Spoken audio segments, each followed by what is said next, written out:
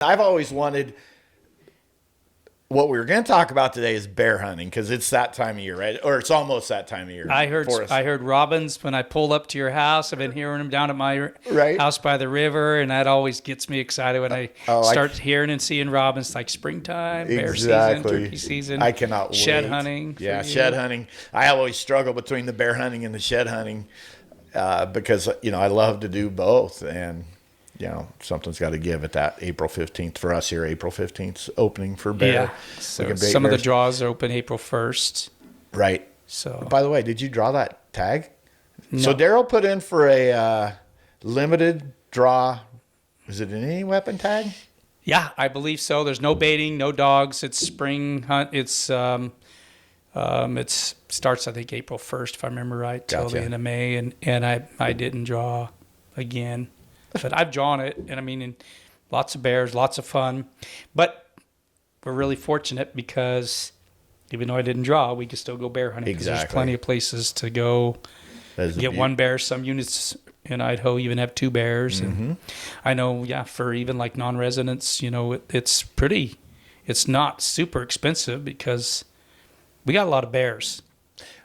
Way more than people think. I don't think people realize how many bears are in Idaho or just in general. Holy cow. You put a trail put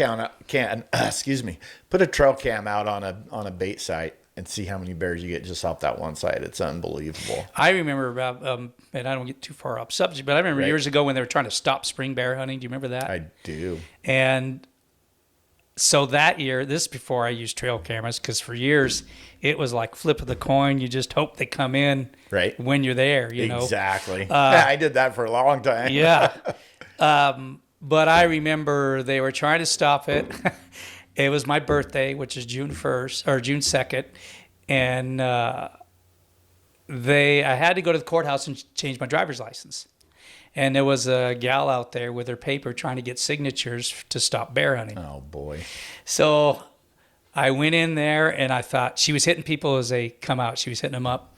So I thought, all right, lady, wait till I come out. Exactly. And I had my bow and everything in my truck. And as soon as I got done there, I was heading up to go bear hunting. And I come out, and she's gone. But she still has some stuff there. I'm like, all right, she's around here. So I see her out in the parking lot with somebody. So I sat in there and waited until she came back, and then I walked out. And she said, she asked me if I'd signed this petition to stop spring bear hunting. I go, why do you want to stop it? She goes, well, we just really don't want these poor little bears. People just throw a jelly donut out there. That's how she said it. Jelly donut out there and lure these bears in, and then shoot them. She goes, and I says, so is that what you think it's about? She goes, yeah. She goes, I hunt too, and I fish. And I says, really? She says, yeah. And I says, well, what do you hunt? She goes, oh, I do some bird hunting, some upland game bird and pheasants and duck hunting. I says, so you duck hunt too, huh? She goes, yeah. And I says, and you fish? And she says, yeah. I says, so do you use decoys when you duck hunt? She goes, yeah. And I says, and a call? She says, yeah. And I says, isn't that luring them in? And you're shooting the poor little ducks? And I go, I'm assuming you use bait for fishing.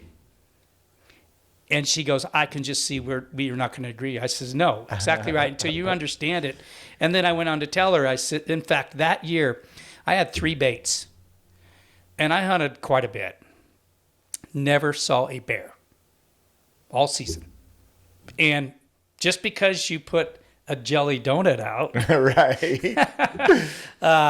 And I told her, I says, I challenge you next year to see how much work is put into this and just to see how easy it is. Right.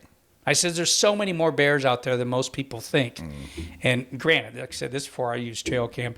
Back in those days, the trail camera, and you may not even remember this, the seasoned hunter part, is they literally had a camera with a string. Oh, I do not remember that. That's hilarious. And so you'd get one shot. You'd get one picture.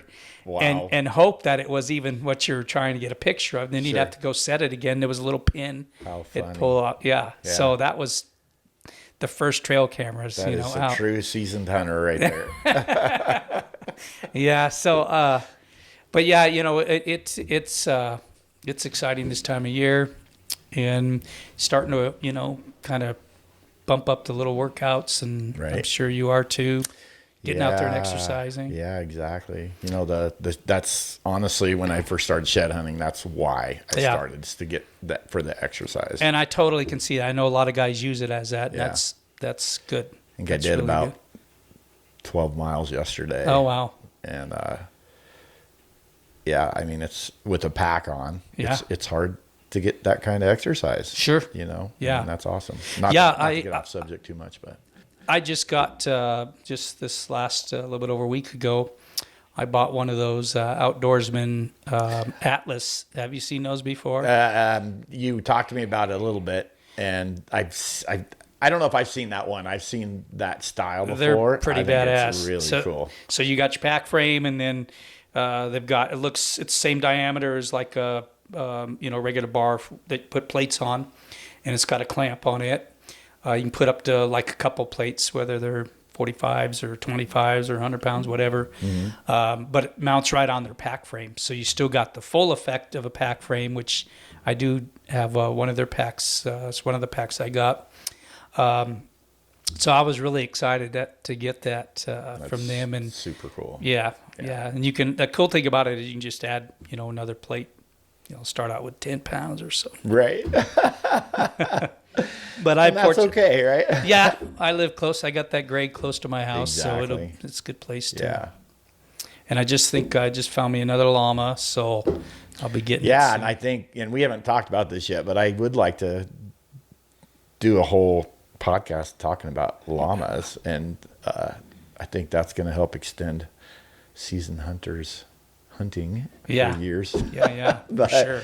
Yeah, And I don't know anything about those either, but I'm sure. but I've used them for bear baiting in the past. Yeah. and I'm looking forward to. It's a good way to put them in shape too. That's actually a really good idea. Yeah. I hadn't thought about that. Yeah. Yeah, using the pack bait and stuff. Back in the years ago, I don't know about you. I know that I started off and I wouldn't even use a barrel. Like, I'm not going to pack a barrel in Right? there. That I did the same thing. Until you start using trail cameras. Right? And then see the thousands of crows or ravens that are on your bait, and you think it's just bears getting it, and then you realize, oh man, that's there's Yeah. 80 or 100 ravens on there at one time. Yeah, those bears aren't as hungry as we thought they were. Yeah. So I went to barrels, and probably like you, Yeah, did. Yeah. they help a lot. And, it's not always fun packing those barrels in. Yeah. I don't know how far your bait is, but Baits, yeah. I'm gonna run 3 again this year. yeah. So in Idaho, by the way, if you're not familiar, we can run 3 baits. You get tags, and you purchase. I don't know how much they are. $15, I think. yeah, Something like So, that. yeah, I can't remember. Don't quote me on the price. But then you get 3. You can run 3 baits per person. per person. If you're helping someone bait, then you need to put one of your bait tags on their Yeah. bait as well. That's something I think people might kind of get themselves in trouble over that a little bit. I've never heard not anybody, but- understanding. Yeah, but- me either. I haven't, but I could see somebody not paying attention or not knowing the rules, I guess. Yeah. But One little rule I did hear or found out firsthand a few years back is I had a buddy that worked at one of these cold storage places, and he'd give me stuff. I remember one year he gave me 2 pallets of angel food cakes. oh wow, It's pretty awesome. that is awesome. Another year he Is your gave me jelly donut. yeah, I didn't frost them. Another year he gave me like a pallet of it was like chunked up meat that I think called it bull meat or something like that. meat, yep. And it was basically for just to grind for storage, Exactly. And this what this storage place was is they would store all these stuff for all these companies, and sometimes they wouldn't pay, or they're like, just toss it. We're not paying, and toss it. So that's how I ended up with it. So one year he calls me up and says, "Hey, you want some crawfish?"